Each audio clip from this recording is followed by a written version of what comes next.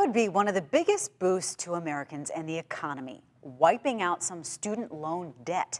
Alicia Nieves shows us how this debt wipeout could work and whether it's really likely to happen.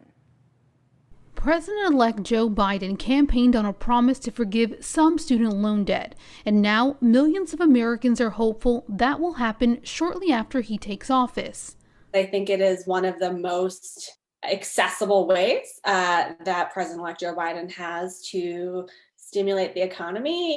Suzanne Kahn is the Director of Education, Jobs, and Worker Power at the Roosevelt Institute and says Biden has two choices for immediate student loan forgiveness. One, push for Congress to include it in the next stimulus package. He's currently doing that and pushing for $10,000 to be forgiven.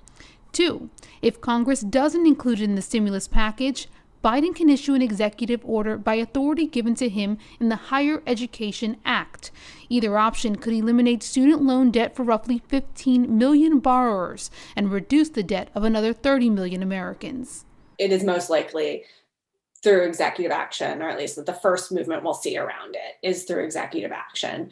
That's really just because the federal government owns 95% of student debt, and the Secretary of Education has the ability to cancel it.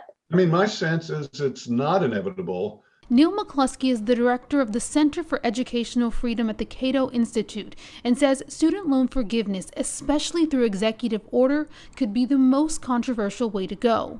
There seems to be straws that certainly he can grab and say, look, this gives me authority to just sort of write off this debt.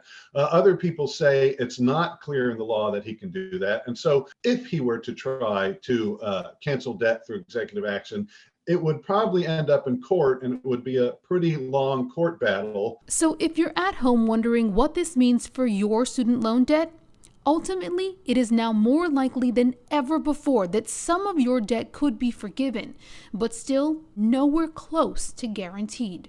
I don't think it's inevitable, but I do think it is exciting that it's on the table and, frankly, important that it's on the table. I'm Alicia Nieves reporting.